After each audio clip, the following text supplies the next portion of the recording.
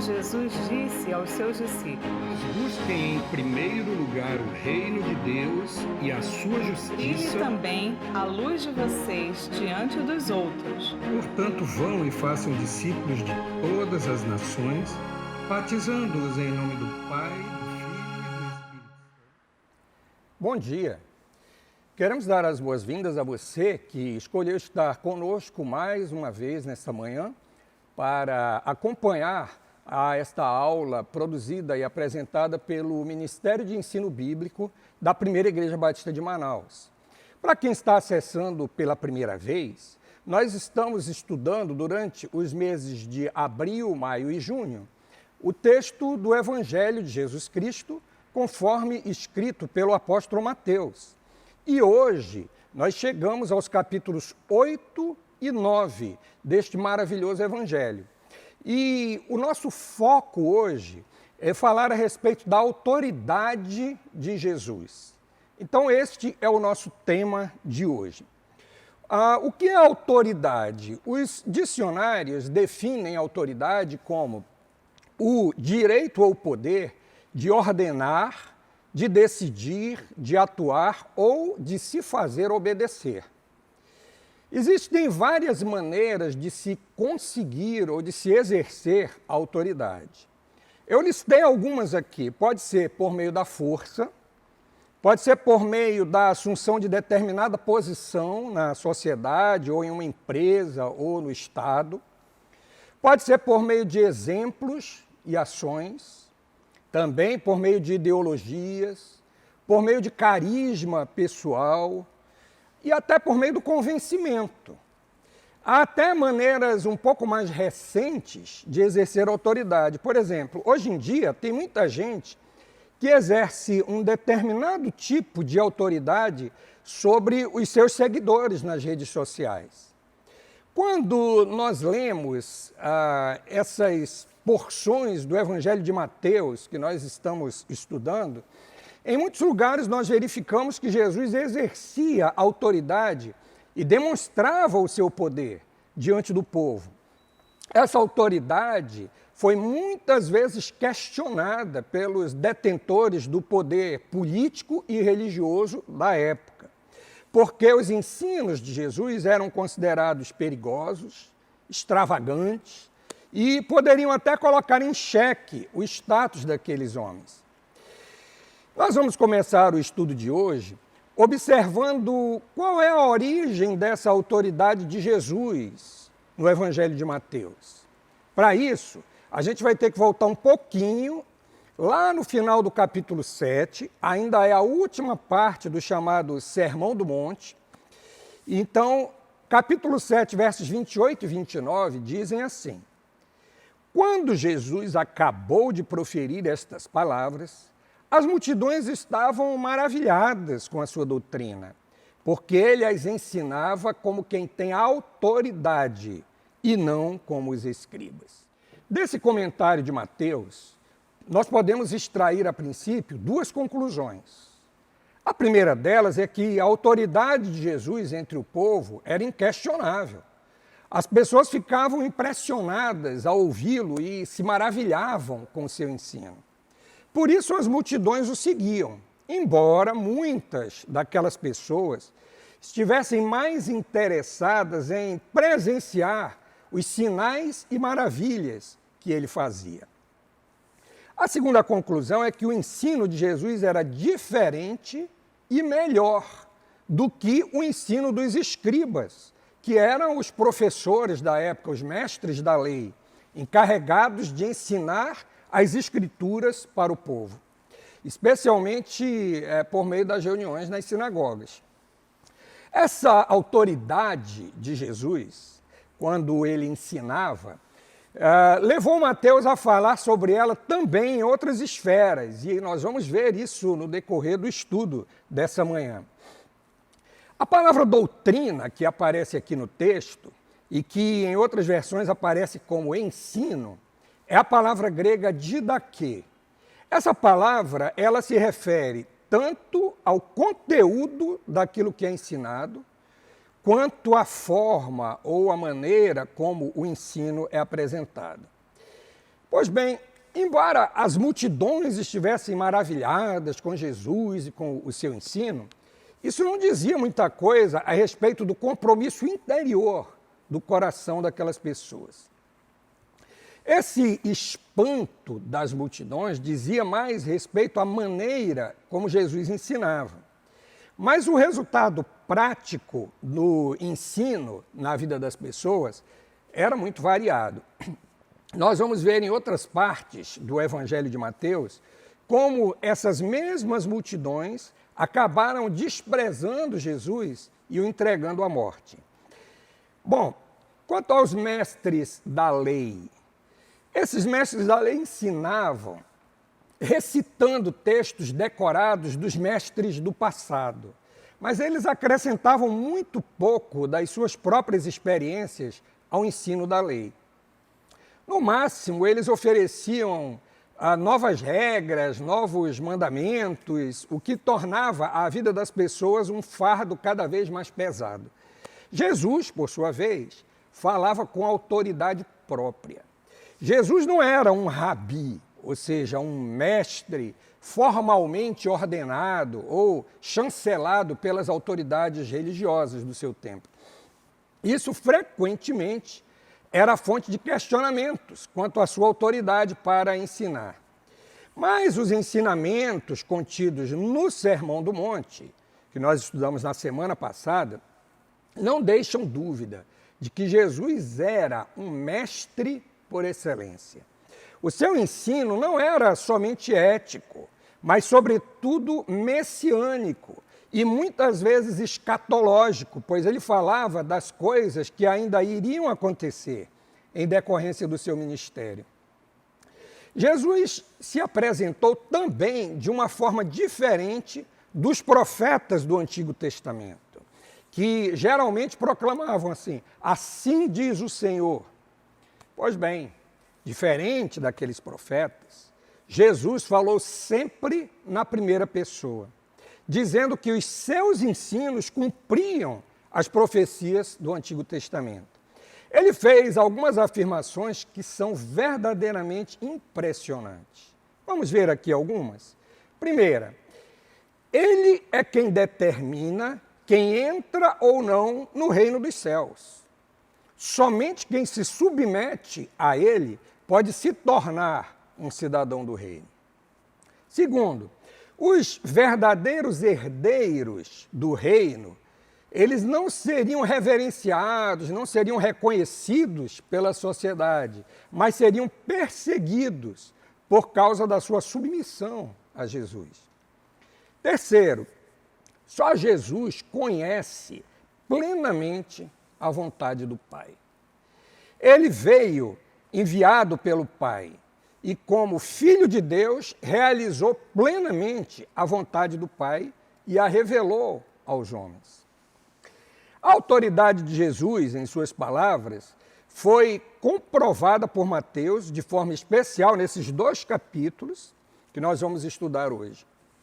Jesus era uma pessoa que atraía as multidões por suas palavras e ações, mas também pela sua maravilhosa personalidade, que nos faz lembrar a descrição que o profeta Isaías faz do Messias, quando ele diz em Isaías 9:6, maravilhoso, conselheiro, Deus forte, Pai da eternidade e príncipe da paz.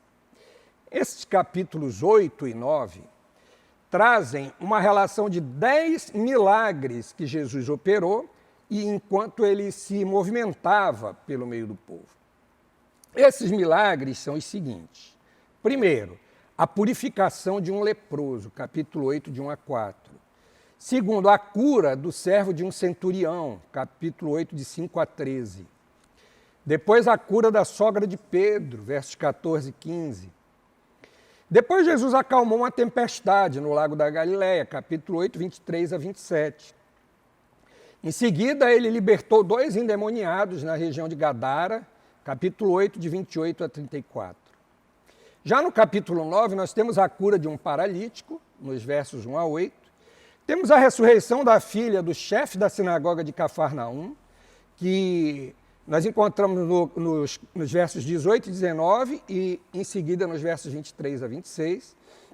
No meio desse acontecimento, nós temos a cura de uma mulher hemorrágica, capítulo 9, de 20 a 22. O nono milagre foi a cura de 2 cegos, capítulo 9, 27 a 31.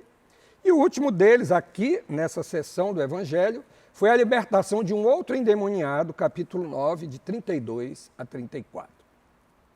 O propósito de Mateus, ao relatar esses milagres, logo após a conclusão do Sermão do Monte, era declarar a autoridade de Jesus por meio desses seus atos maravilhosos.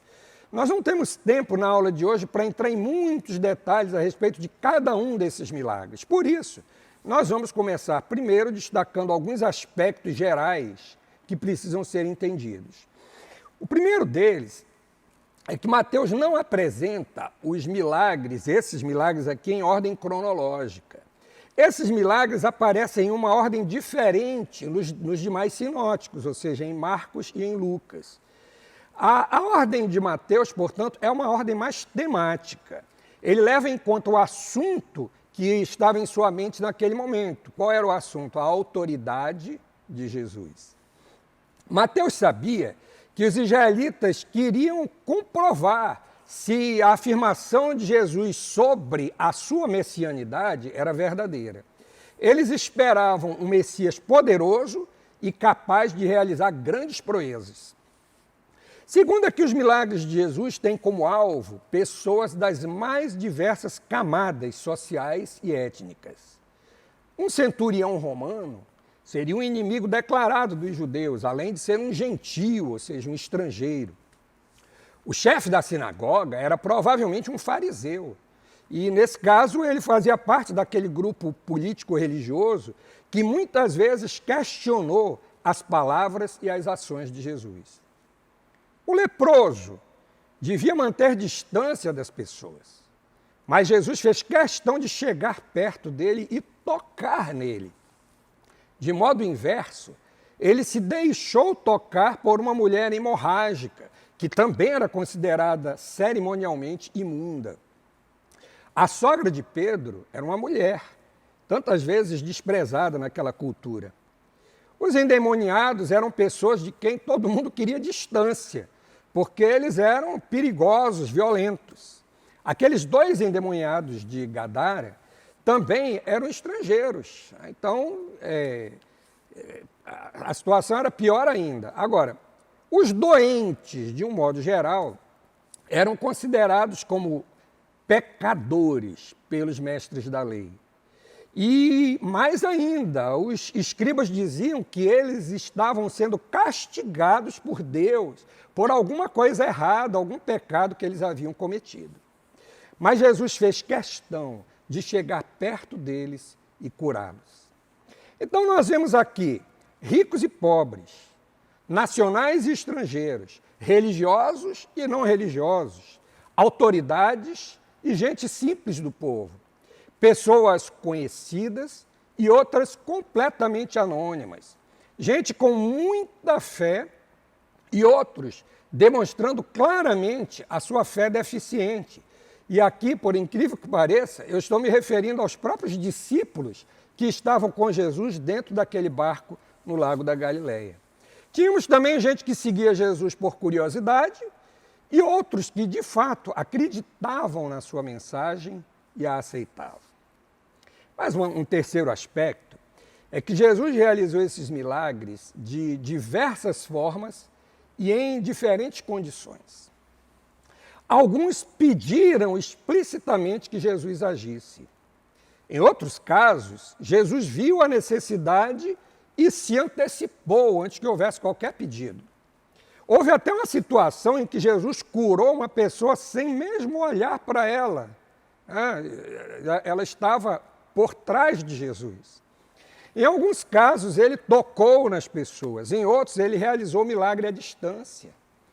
Tudo isso mostra a extensão e a dimensão da autoridade e do poder de Jesus.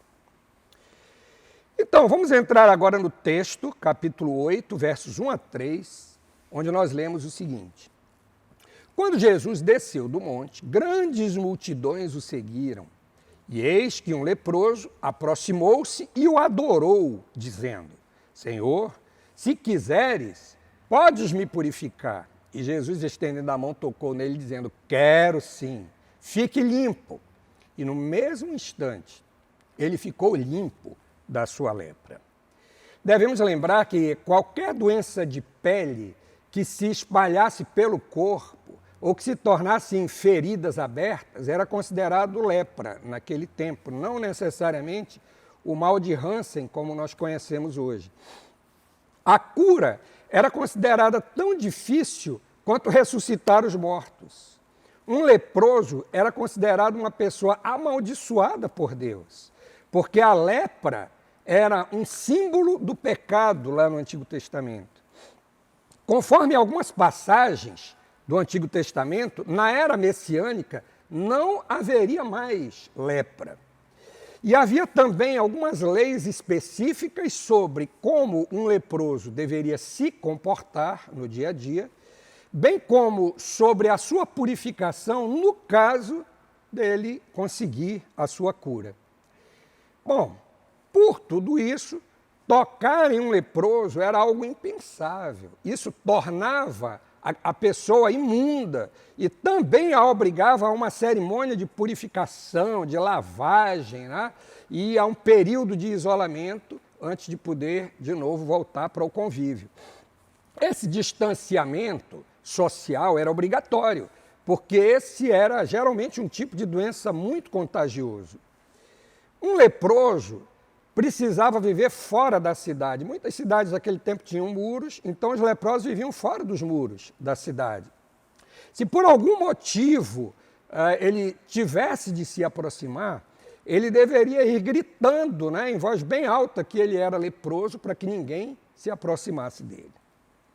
Bom, aquele leproso, ele em nenhum momento duvidou do poder ou da autoridade de Jesus para curá-lo. Por isso, ele apelou apenas para a vontade de Jesus. Jesus não apenas tinha o poder de curar aquele homem, mas ele desejava fazer isso. Jesus mostrou o seu poder ao tocar naquele homem e não se tornar impuro. E mais ainda, foi o leproso que se tornou puro após o toque de Jesus. Vamos seguir adiante. Capítulo 8, versos 5 a 10. Tendo Jesus entrado em Cafarnaum, um centurião se aproximou dele, implorando: Senhor, o meu servo está na minha casa, de cama, paralítico, sofrendo horrivelmente. Jesus lhe disse: Eu vou lá curá-lo. Mas o centurião respondeu: Senhor, eu não sou digno de recebê-lo em minha casa, mas apenas mande com uma palavra e o meu servo será curado. Porque eu também sou homem sujeito à autoridade e tenho soldados às minhas ordens. E digo a este, vá, e ele vai. E digo a outro, venha, e ele vem. E ao meu servo, faça isso, e ele o faz. Ao ouvir isso, Jesus ficou admirado e disse aos que o acompanhavam: Em verdade lhes digo que nem mesmo em Israel encontrei fé como esta. Um centurião era o comandante de uma centúria, ou seja, um destacamento de aproximadamente 100 soldados. Embora esses centuriões fossem cidadãos romanos, a maioria deles era do Líbano ou da Síria.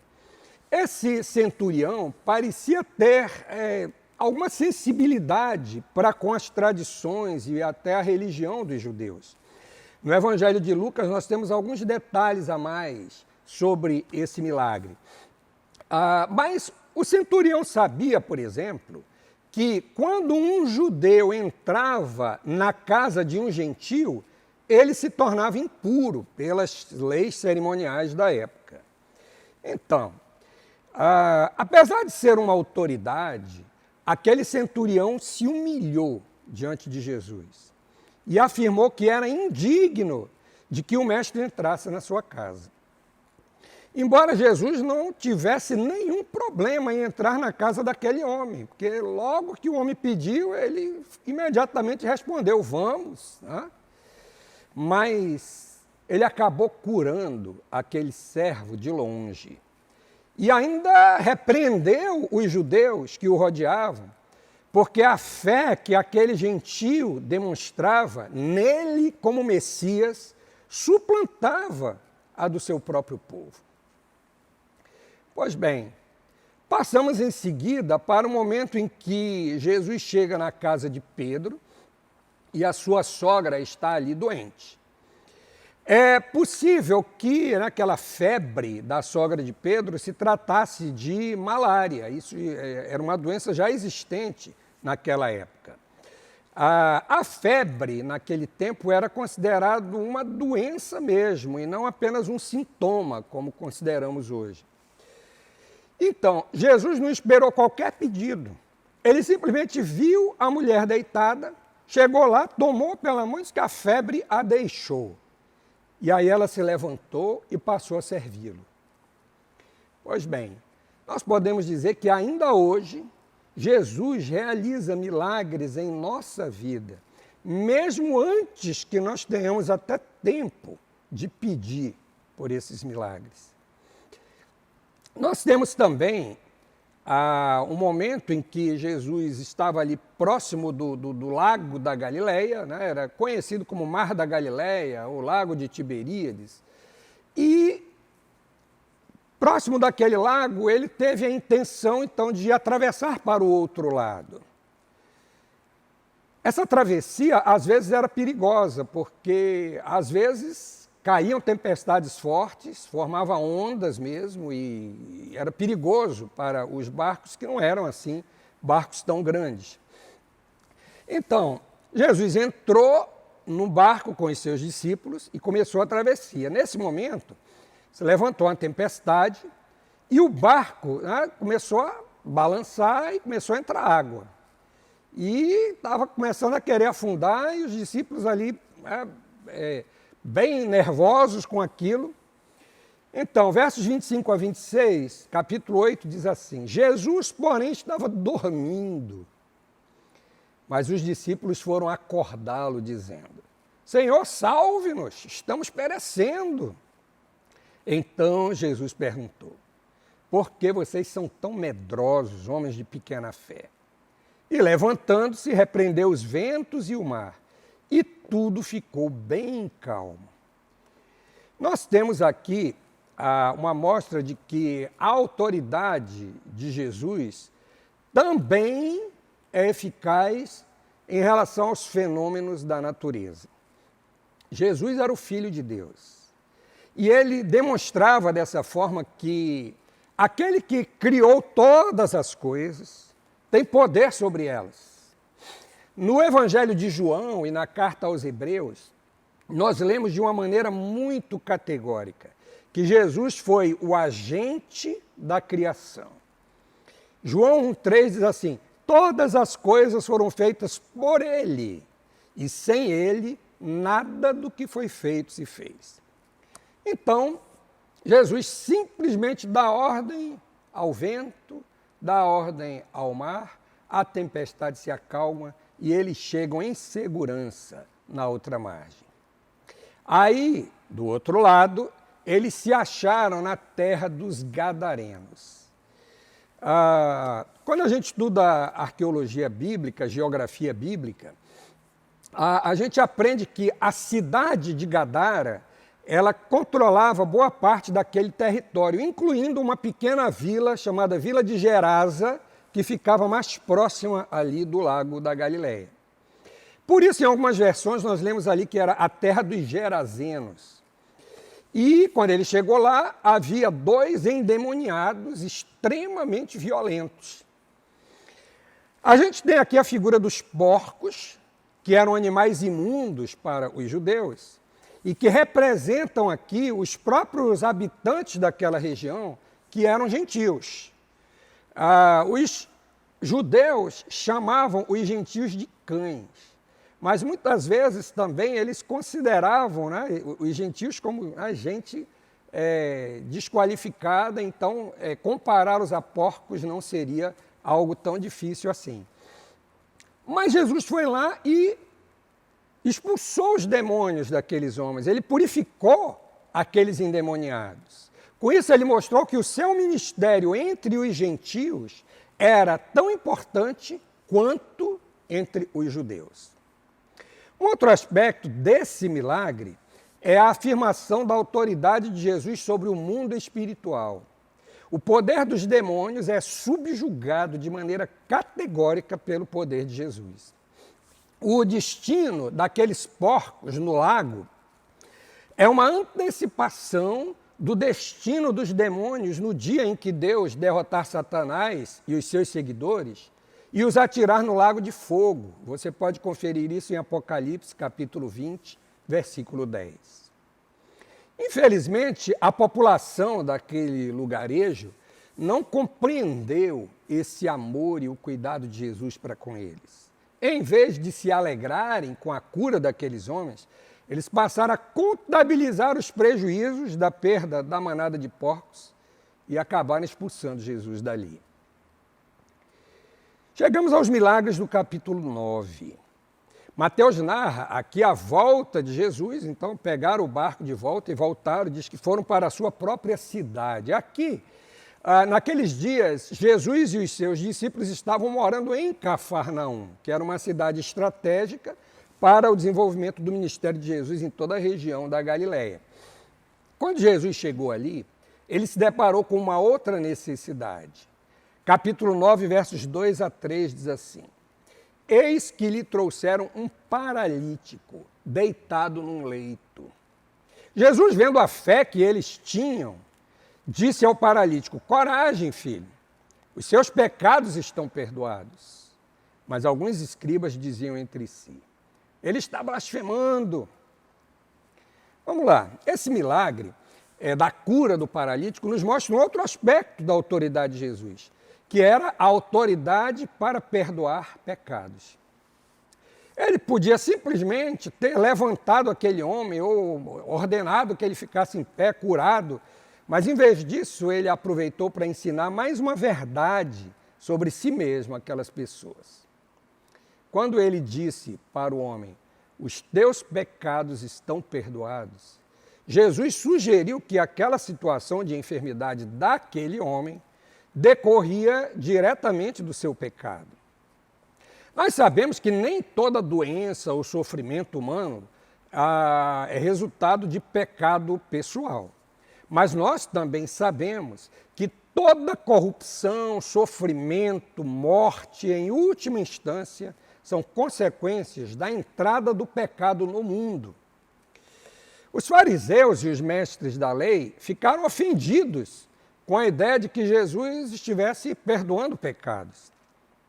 Se Jesus fosse um simples ser humano, isso seria blasfêmia. Mas, para mostrar a sua autoridade como Filho de Deus, Jesus, então, sem ao menos tocar no paralítico, ordenou que ele pegasse o seu leito e fosse para a sua casa. Antes ele perguntou: o que é mais fácil? Perdoar pecados ou dizer ao paralítico, levanta-te, toma o teu leito e vai para a tua casa? Aqueles homens não souberam o que responder, ou melhor, eles sabiam muito bem, só que eles não responderam nada. Então Jesus curou o homem ali. Essa autoridade de Jesus para perdoar pecados estava então comprovada pela sua autoridade em relação às enfermidades. E aí, nesse momento, entra em cena o chefe da sinagoga de Cafarnaum. Na primeira lição, nós dissemos que as sinagogas eram locais fora da cidade de Jerusalém, onde a lei era ensinada. Essas instituições eram dominadas pelos fariseus e os professores das instituições eram os escribas, que eram também chamados de os mestres da lei. O chefe da sinagoga, portanto, era um homem de grande projeção social e religiosa na cidade. Mas o que aconteceu? Aquele homem chegou diante de Jesus e se prostrou com reverência, por causa de uma necessidade urgente. Alguns textos dizem que ele chegou e o adorou. Mas essa palavra o adorou pode ser traduzida também como prostrou-se diante de Jesus. De uma forma ou de outra, era uma atitude de humilhação diante de Jesus, uma atitude de reconhecimento da superioridade de Jesus sobre ele. Então, a necessidade urgente era que a sua filha estava morrendo. Só que ele disse que cria que Jesus podia ressuscitá-la apenas impondo as mãos sobre ela. E Jesus disse assim, tá bem, vamos. A mesma coisa que ele tinha dito lá para o centurião, ele disse aqui para o chefe da sinagoga, né? Vamos para a sua casa. E durante o percurso até a casa daquele homem, aí nós temos aqui um parênteses. Porque naquele momento, Jesus estava indo, seus discípulos, aquela multidão junto, né? Todo mundo muito curioso. De repente, uma mulher, que ninguém sabia exatamente quem era, qual era a situação dela, ela entrou no meio daquela multidão e tentou de qualquer maneira chegar perto de Jesus. Quando ela conseguiu, ela tocou na borda do manto de Jesus. Aquela mulher sofria de uma hemorragia. Provavelmente ela sofria, né, de sangramentos constantes, né, que não paravam, e por causa disso ela era considerada imunda. Por quê?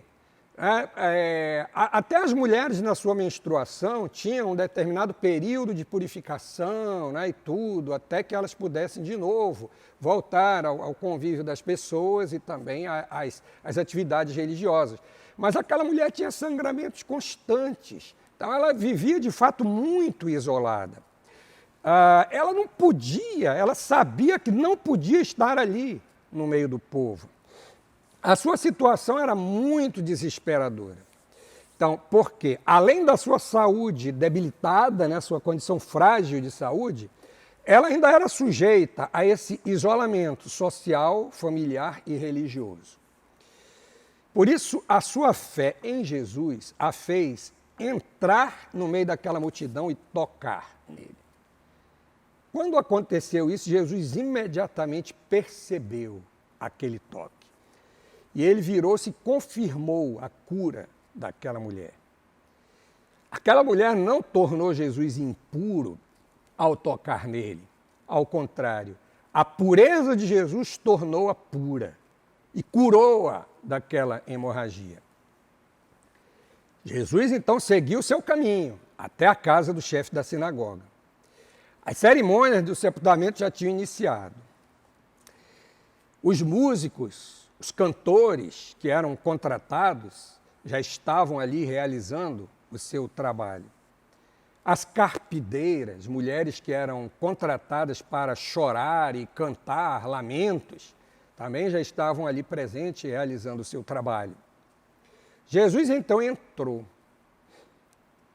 junto com apenas 3 de seus discípulos, pegou a menina pela mão e ela se levantou, para espanto de todas as pessoas. E ele apresentou aquela menina viva diante das pessoas. Mais uma vez aqui, tocar em um cadáver tornava uma pessoa imunda. Essa imundície durava 7 dias. 7 dias de purificação segundo a lei de Moisés. Mas nós já vimos que para Jesus isso não era problema nenhum. Assim que ele a tocou, aquela menina não era mais um cadáver. Jesus mostrou, desse modo, a sua autoridade também sobre a morte. E essa autoridade seria demonstrada de maneira contundente mais tarde com a sua própria ressurreição. Continuando a sua narrativa, Mateus nos diz assim, versos 27 a 29 do capítulo 9. Saindo Jesus dali, 2 cegos o seguiram, gritando: "Tenha compaixão de nós, filho de Davi." Quando ele entrou em casa, os cegos se aproximaram e Jesus lhes perguntou: "Vocês creem que eu posso fazer isso?" Eles responderam: "Sim, Senhor." Então Jesus tocou nos olhos deles, dizendo: "Que se faça com vocês conforme a fé que vocês têm." E os olhos deles se abriram. Jesus curou vários cegos durante o seu ministério. João, no seu evangelho, viu a cura de um desses cegos como um sinal ou uma prova de que Jesus é a luz do mundo. Esses dois cegos chamaram Jesus pelo título messiânico de Filho de Davi. Essa referência mostrava a fé daqueles cegos de que Jesus era o Messias, aquele que traria vista aos cegos, conforme está escrito lá em Isaías 29:18 e Isaías 35:5. A autoridade de Jesus para curar esses homens foi usada por Mateus para mostrar, então, a natureza messiânica de Jesus, a autoridade messiânica de Jesus. Nós chegamos, finalmente, à narrativa da libertação de um endemoniado mudo. A possessão demoníaca se manifesta de diversas formas. Nesse caso, ela impedia aquele homem de falar. Jesus, então, chegou junto dele, curou e ele passou a falar. Foi nessa ocasião que os fariseus começaram a divulgar uma fake news de que Jesus expulsava demônios pelo maioral dos demônios, isto é, por Satanás. Em outras palavras, para eles, Jesus não era o Filho de Deus, mas era um emissário do maligno. O problema dos fariseus é que eles não podiam negar a realidade dos milagres que Jesus operava. Toda a multidão era testemunha dos sinais e maravilhas que Jesus fazia. Como eles estavam interessados aqui, os fariseus, em negar que Jesus fazia tudo aquilo pelo poder de Deus, então começaram a atribuir os seus milagres à única outra fonte de poder que conheciam. Naquele momento, Jesus não lhes deu nenhuma resposta. Mais tarde, eles voltaram a fazer essa afirmação. E então Jesus falou, capítulo 12, de 25 a 28, onde Jesus diz: todo reino dividido contra si mesmo ficará deserto, e toda cidade ou casa dividida contra si mesma não subsistirá. Se Satanás expulsa Satanás, está dividido contra si mesmo. Como então seu reino subsistirá? E se eu expulso os demônios por Beelzebu, por quem os filhos de vocês os expulsam? Por isso eles mesmos serão os juízes de vocês. Se, porém, eu expulso os demônios pelo Espírito de Deus, certamente é chegado o reino de Deus sobre vocês. Apesar da incredulidade dos fariseus e também de uma parte daquela multidão que o seguia, a verdade dos ensinos de Jesus e a sua idoneidade moral, bem como a sua prática do bem, já seriam suficientes para convencer muitos dos seus seguidores de que ele era, de fato, o Messias, o Filho de Deus. No meio dessa série de narrativas de milagres, os 10 milagres onde Mateus mostra Jesus exercendo a sua autoridade, nós encontramos aqui um momento de parênteses, um momento de pausa na narrativa, que é o versículo 9 do capítulo 9, quando Jesus chama Mateus para segui-lo. Diz assim: quando Jesus saiu dali, viu um homem chamado Mateus sentado na coletoria e lhe disse: siga-me. Ele se levantou e o seguiu. Mateus relatou esses milagres de Jesus para então mostrar a sua autoridade e poder. Só que nenhum milagre é mais dramático e maravilhoso do que quando Jesus transforma completamente a vida de um homem. Mateus era um publicano, ou seja, ele era um cobrador de impostos, considerado pelos judeus como um traidor. Ele cobrava impostos para os romanos. E muitos daqueles publicanos eram corruptos, porque eles cobravam valores a maior do que deveriam. Mateus, com certeza, era um homem rico e bem posicionado naquela sociedade. Só que espiritualmente ele era cego, paralítico, impuro, incrédulo e separado das coisas de Deus. O chamado de Jesus para ele foi bem simples. Jesus o viu na coletoria, virou-se e disse: segue-me. E a resposta foi mais simples ainda. Mateus não disse nada. Ele simplesmente se levantou e o seguiu. Como é que isso foi possível? Mateus viu em Jesus muito mais do que um profeta, um mestre ou um líder religioso como qualquer outro. Com o tempo da convivência com Jesus, ele verificou e comprovou que Jesus é o Filho de Deus. E ele assim também testemunhou, escrevendo o seu Evangelho, que agora nós estamos estudando. Da mesma forma, ele pode transformar também a sua vida e fazer de você uma testemunha do seu poder e da sua autoridade. Para isso, é muito simples. Basta que você responda ao chamado de Jesus. Entregue a sua vida nas mãos dele. Ele convida cada pessoa a segui-lo e a provar o seu perdão, compaixão e graça. Faça isso sem demora e experimente a alegria que é ser um servo de Jesus. No próximo domingo, nós vamos estudar os capítulos 10 e 11 do Evangelho de Mateus. Não deixe de ler cuidadosamente esses 2 capítulos durante a semana. Que o Senhor nos conceda a todos um domingo abençoado.